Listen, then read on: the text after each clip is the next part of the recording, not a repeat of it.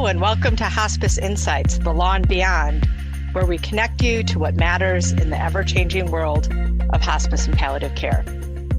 Still number one, healthcare fraud remains central in DOJ's white-collar enforcement plan. Jonathan Porter, thank you so much for being here again. Hey, Meg. Good to be back. Yeah, so this is sort of, I tried to come up with the fancy title, but it is sort of same old, despite, I think all of the changes coming out of Washington. This memo, which came out May 12th, we're going to have a link to it in the podcast notes. This memo isn't a real surprise. I mean, it's just sort of staying the same track. Is that what you saw? Yeah, I think that's generally right. I mean, there's some new things in the memo, some less than new things, but yeah, I mean, I don't think anyone in the industry was floored by this memo and didn't see this coming. This was, I think a lot of people expected some form of this to come at some point. So, and maybe just to level set here, Jonathan, because obviously you used to work at the Justice Department. Do they come out with these kinds of memos like every year, or with the change of administration, or is it odd to have a memo at all? Like, tell me a little bit about the context for this, because it came from the head of the criminal division. Yes. So it's not unusual to see memos like this. I would say most frequent you see them at the beginning of a new administration.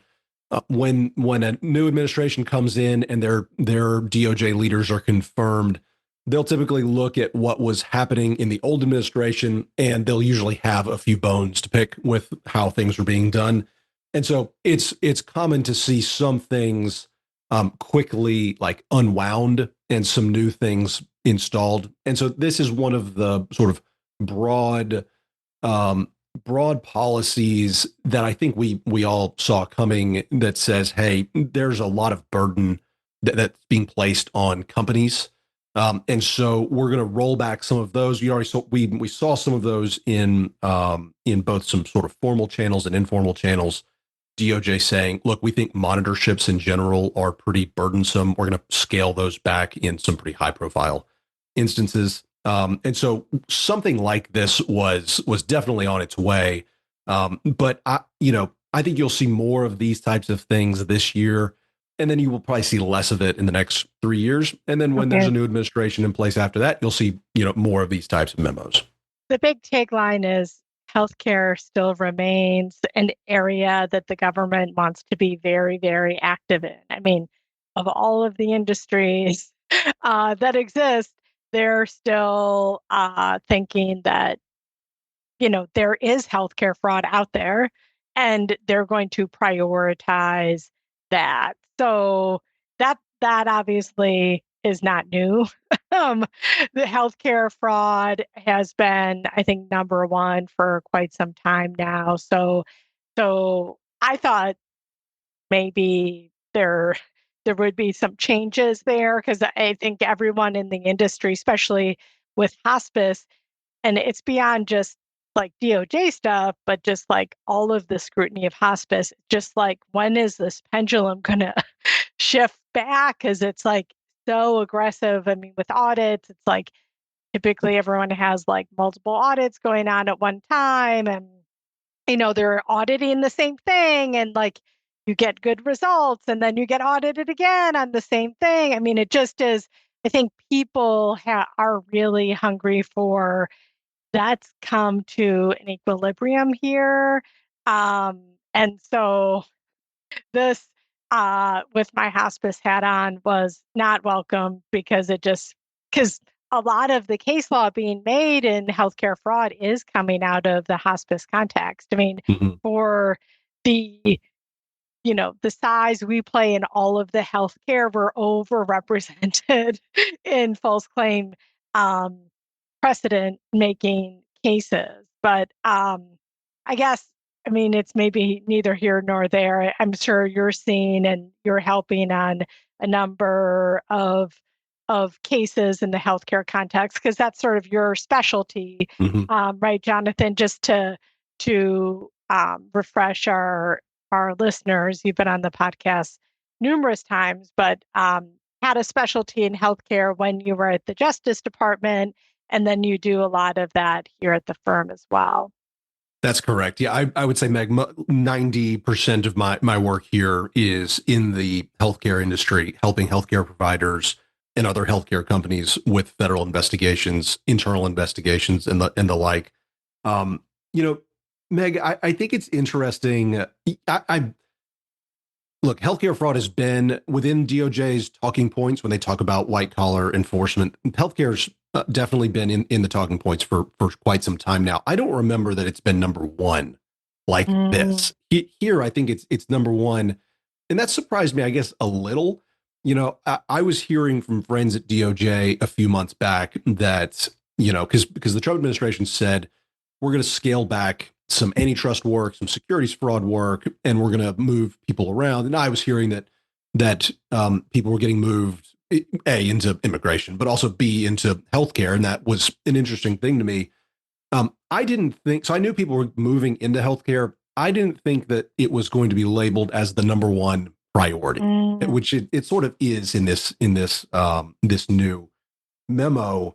To me personally, we're seeing a lot of scams. Mm. Romance scams, scammers that are impersonating law enforcement, directing funds transfers, investment scams. I currently have a pro bono client who got scammed out of his entire retirement savings.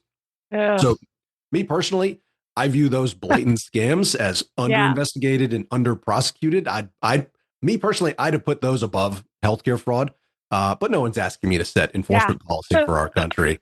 But no, so I mean, healthcare fraud Shoot. is yeah, healthcare fraud is bad.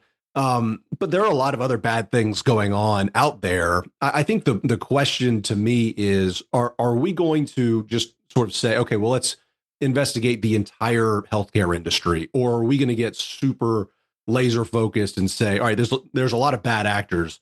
Let's figure out how we can investigate the bad actors and then leave the sort of gray area actors to other types of audits and the like. That's I think my big Yeah. question coming out of this is what does this actually look like? Yeah.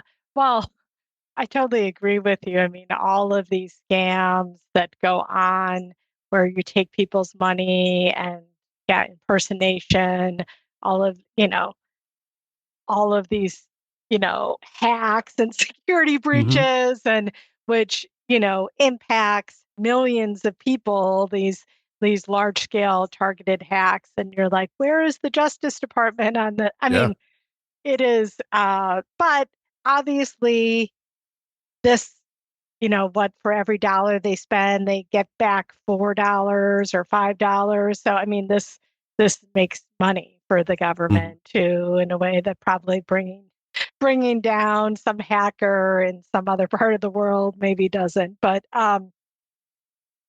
so anyway, healthcare still number one. The Why don't you explain a little bit about, there was some revisions described in the memo to the voluntary self-disclosure policy. Do you want to talk a little bit about that? Sure. So keep in mind, Meg, that this is the criminal division, and so the revisions that we're talking about here are directions to DOJ's criminal division, and so what we're talking about here are criminal self disclosures. There's an entire separate sort of structure. You've got a different protocol for Stark, you different protocol if you're going to OIG to self disclose certain other things, and you sometimes you go to the contractor. So what we're talking about here in this policy is truly criminal, behavior. Um, and in the old policy, the big change here is in the old policy, you had to jump through a lot of hoops in order to get some benefit out of the self disclosure policy, and even then, there was only a presumption that you would get a declination, and a declination is, hey, we're going to decline to prosecute you. And back then, when there was only a presumption, of a declination, DOJ attorneys could wiggle out of that in all sorts of, creative ways. It happened a lot. There were some horror stories that went around sort of corporate America saying, "Hey, we did this voluntary self-disclosure, and at the end, the AUSA said, too bad, we're gonna charge you anyway." Mm-hmm. There were just all these horror stories that made their way around, and it had a bit of a chilling effect because I think a lot of people at that point said, "Well, we're gonna not self-disclose. We're gonna take a risk." And so DOJ, I think they heard that, and they've been slowly trying to get back to a spot where DOJ has been encouraging self-disclosure. Here, one of the big changes here is no longer do those DOJ line attorneys have that presumption language where you're presumed to get a declination. Instead, the new policy says if you jump through all of these hoops, and you meet all of these requirements, it's not a presumption that you'll get a declination. You will get a declination. And that's a pretty big deal because it takes the DOJ line attorney discretion out of it. It just says you will get a declination. The other big change, Meg, is a lot of times if you go through the DOJ self-disclosure program and you miss one of the many, hoops, if you trip up on one of the hoops, you've got an aggravating factor or something like that, or you don't meet DOJ's strict definition of a voluntary self-disclosure, you at the end you're sitting there sort of without guidance, and you're just sort of asking DOJ, in the absence of a clear policy, would we'd still like for you to decline to prosecute, but there really wasn't a lot of like paper of telling DOJ attorneys what they could and couldn't do. This sort of fixes that. They have what's called a near miss recognition in the policy, which says, look, if you're going through self-disclosure, you're hitting almost everything, but there's just one little hiccup, you are a near miss. And at that point, we're telling DOJ's line attorneys that you still should consider declining to prosecute, even if you're coming really, really close to hitting all of the requirements. We still think that you should, if you're a near miss, you should strongly consider not prosecuting this company or individual that's making the self-disclosure. So those are the two big changes when it comes to the self-disclosure policy. So just and this is sort of a procedural thing. So there's been a lot of talk about what is effective guidance or things that are not in the statute or the regulation, and how binding is that on providers or the government. And as you're describing this, and you say like it takes the DOJ lawyer's discretion away, it makes it sound like this is very binding to lawyers who work for the Justice Department. It certainly seems as though a lot of discretion has been removed. And I think that's Meg, I think that's in response to some of these horror stories that corporate America has been passing around, compliance, audit committees of boards for the last decade or so, these horror stories. And so I think it's trying to get the discretion out of it. At the end of the day, DOJ line attorneys, they're always going to have a lot of discretion. But I think this tries its best to sort of remove some of the more egregious stories that are out there. Well, and it's obviously a public declaration. So you're saying to others, hey, you can waive this in front of your DOJ lawyer because this is what we're, main justice, what our priorities are and how we want to work. So, but Meg, sometimes that backfires. So if you waive the policy a little bit too hard or fast in front of DOJ, sometimes they'll say, okay, well, I really want to charge. And so maybe the way that I do this is I take something that you've done, and I'm going to say that's an aggravating factor. And now all of a sudden you're in a worse situation than you were before, because they're sort of straining themselves to find some sort of a reason to impose a charge.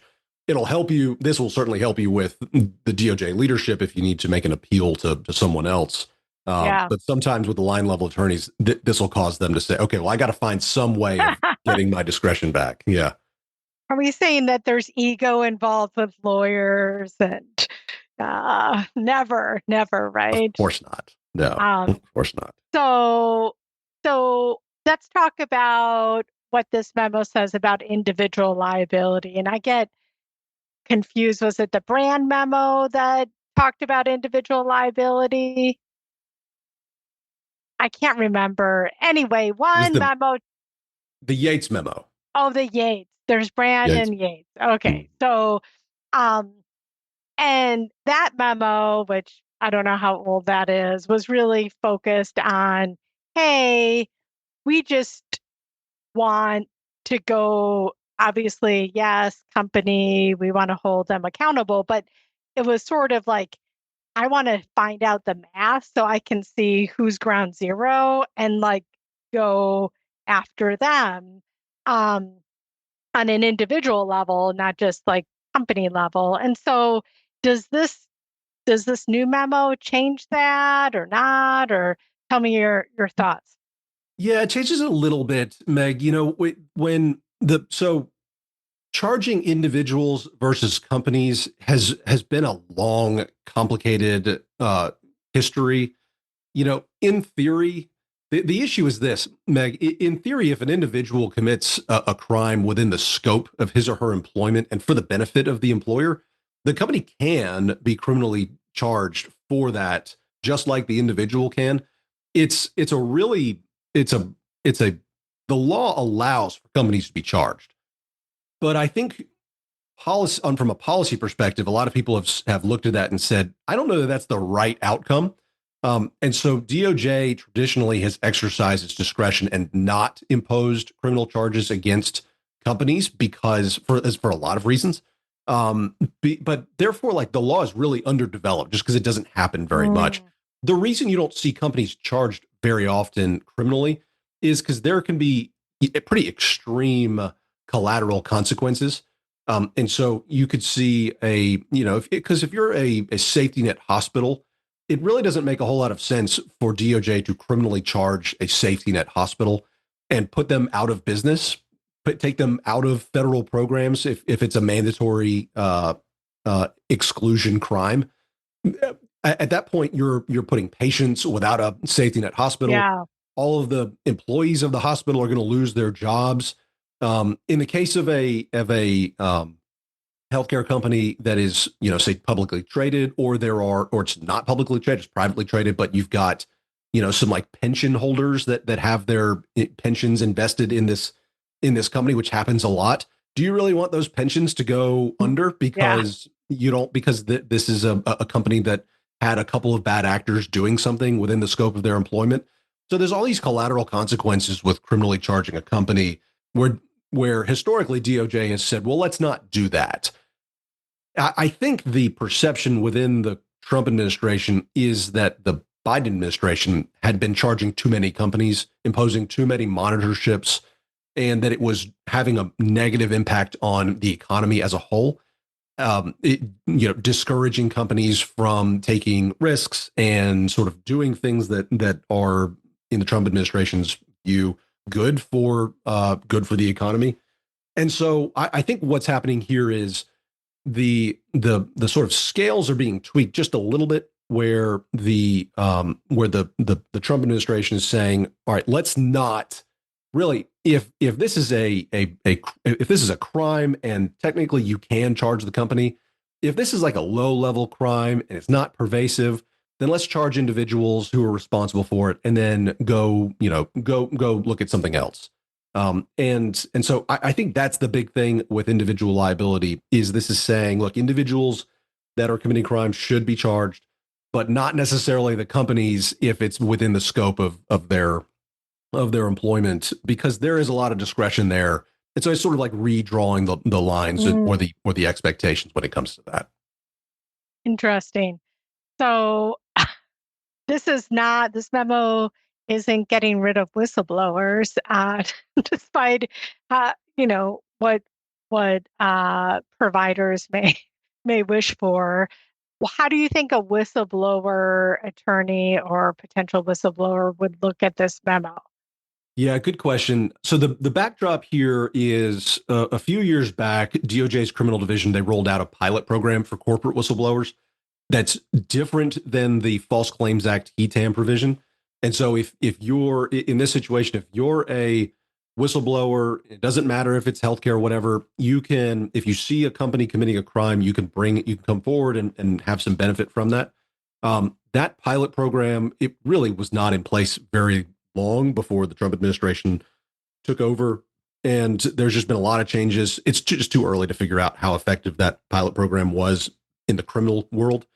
What's happening here in this memo, Meg, is the Justice Department is keeping the structure of the pilot program, but they're adding a bunch of enforcement areas on top of it that sort of reflect the Trump administration's view of the world. And so, specifically, what it's doing here is saying if you're part of a company and you know that the company is committing certain types of crimes, now we want you to come forward and report those, and we're going to view those favorably within the context of our whistleblower program. So specifically, we're talking about corporations that are dealing with cartels or other Okay. multinational drug dealing organizations, corporations that are supporting terrorism, corporations that are violating trade or tariffs laws. Mm. Procurement fraud is one of them, and then they want whistleblowers to come forward and report corporate violations of federal immigration law. That's one that is obviously in the Trump administration's wheelhouse. I actually wrote about that prospect a couple of months back for Law 360 and said, look, if you're a corporation and you are currently employing unauthorized workers, or you think there's a chance that one of your people might be finding a way to get unauthorized workers through your e-verify compliance programs, now's a good time for you to take a look at it, because I think those cases are coming. So what's happening here, Maggie, is more or less DOJ wants whistleblowers to report on these certain types of crimes. Mm. It technically didn't roll back any part of the old program. And so you could still go to DOJ with those other types of crimes, and they're still going to do their normal intake process. It's just not one of those things where like new DOJ leadership is going to be saying, well, yeah, let's go take all of those cases. But Meg, what's unchanged here is anything having to do with the False Claims Act. And so those are the QTAM process still very much in play. In fact, when Attorney General Pam Bondi went through her Senate confirmation hearings, she told the Judiciary Committee that she is a big fan of the False Claims Act, and she'll be a strong supporter of QTAMs, making sure that they're staffed up the way they need to be. And so she's already made her position on those clear. But there has been a lot of turnover in DOJ. Michael Granston just left DOJ. I don't know when we're going to release this, but in the last couple of weeks, Michael Granston left. He's been replaced by Brenna Jenny, who is a veteran healthcare lawyer. She was in private practice for the last 4 years and understands that there are some problems with the QTAM process. And so I think this criminal memo is probably going to be one part of many revisions that we're going to see in sort of how whistleblowers are treated in this new DOJ. I think we're going to see more to come. But so this is just one of many pieces. Yeah. Well, there's such a wealth of knowledge. I mean, with all that I think we've said in terms of takeaways and what our hospice listeners want to be doing from a compliance standpoint to stay out of um, harm's way here, it's sort of the same stuff, Yeah. right? I mean, it's doing, you know, having your compliance plan, I think, getting an outside, um, auditor, like consultant to, test your compliance plan. How effective is it? It's not just, a piece of paper. I think knowing about complaints, having your hotline and thoroughly investigating those and those kinds of things, because we know um, sort of unresolved complaints are a big factor that gets under the craw of folks who then become whistleblowers. And so those were the things that I'm thinking good compliance is still good compliance under this memo. But Mhm. any other thoughts from your perspective? Yeah, no, Meg, your takeaways are mine as well. I don't think that hospices listening to this should be making sort of like major changes in hopefully what they're already doing. But I do think now's a good time to just rededicate yourselves to a bunch of sort of core things that Meg, I know you tell your clients to do all the time. But in addition to the things you said, I would just make sure that you're taking whistleblower complaints seriously. Your biggest risk for KETAMs and the awfulness that is of dealing with a federal investigation and all everything that goes with that is not really just not keeping your complainants informed. I think a lot of times when your employees use your compliance reporting function, if they feel like if they don't hear from you, sometimes they just assume that bad things are happening. Oh, there's a cover up going on. Yeah. And so think about keeping your the people making complaints informed about what's going on. One of the things I really enjoy is working with clients where there's been a compliance complaint. I get to investigate and then go back to the person who made the complaint and explain how seriously we took it. Here's what I did to think about your complaint. Here's why I actually disagree with you, or maybe sometimes I agree with you. And here's what's going to happen out of this.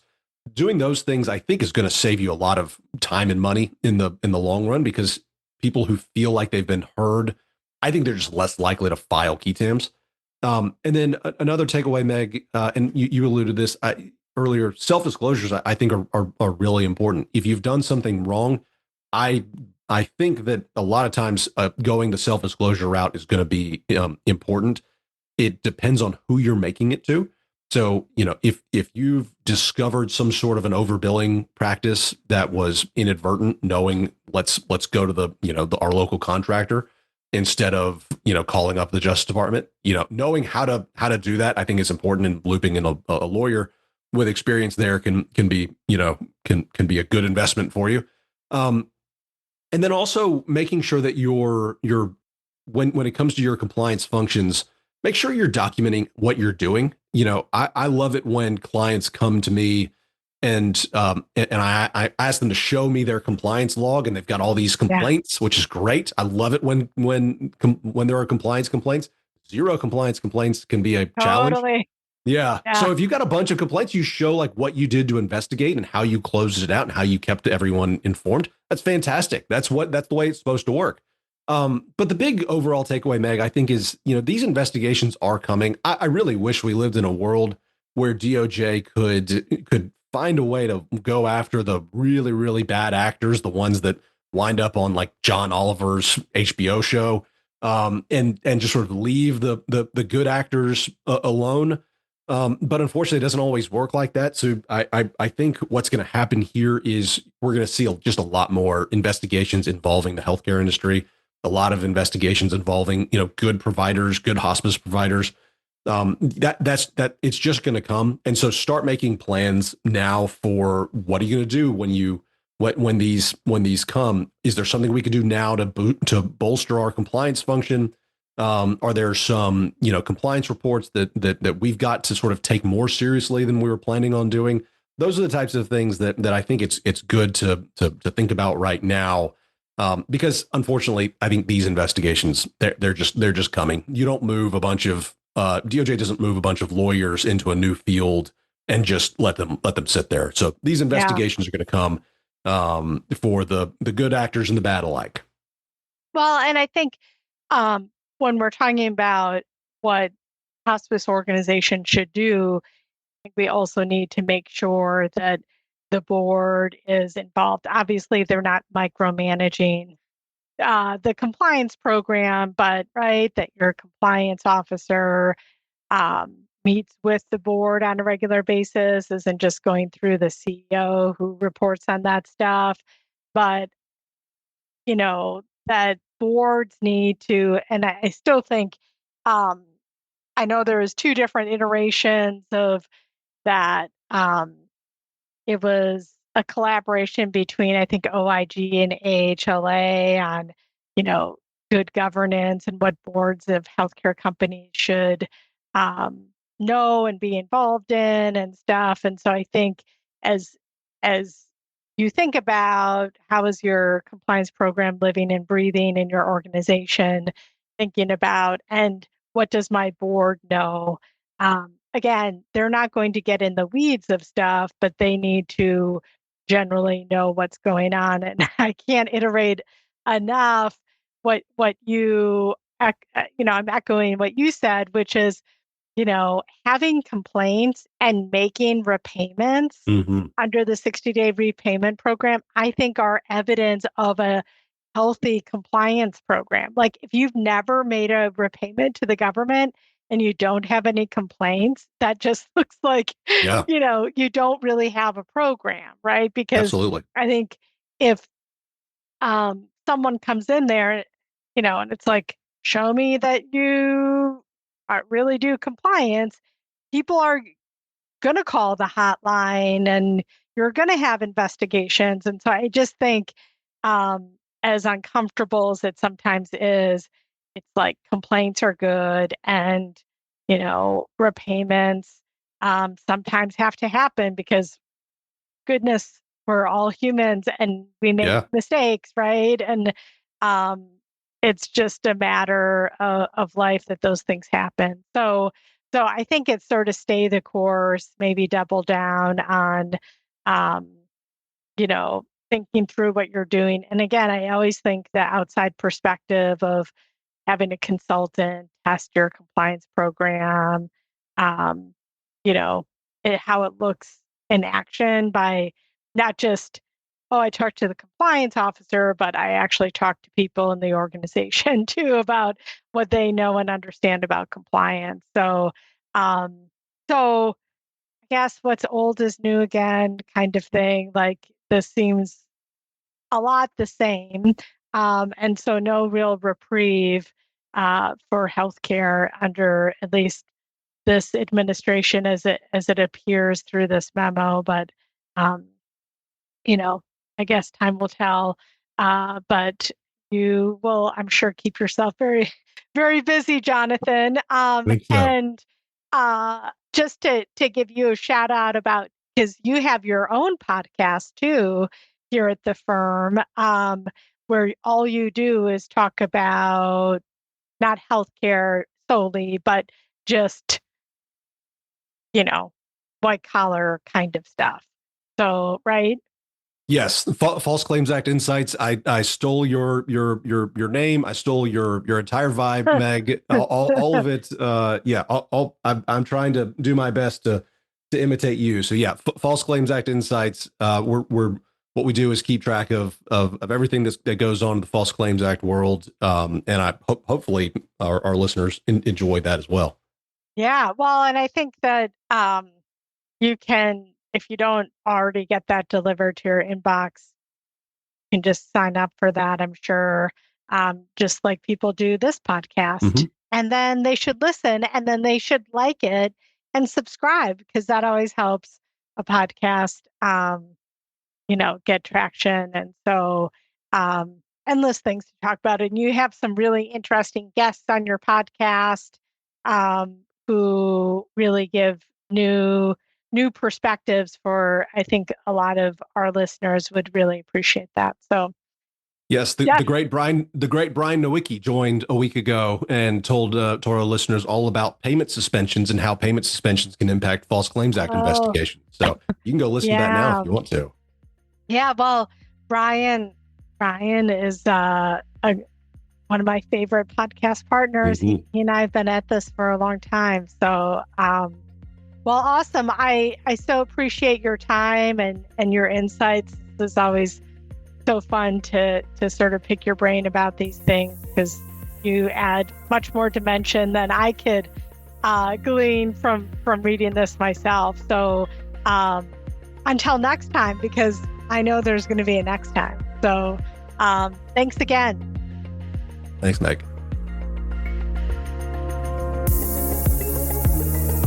Well, that's it for today's episode of Hospice Insights, The Law and Beyond. Thank you for joining the conversation. To subscribe to our podcast, visit our website at hushblackwell.com or sign up wherever you get your podcasts. until next time, may the wind be at your back.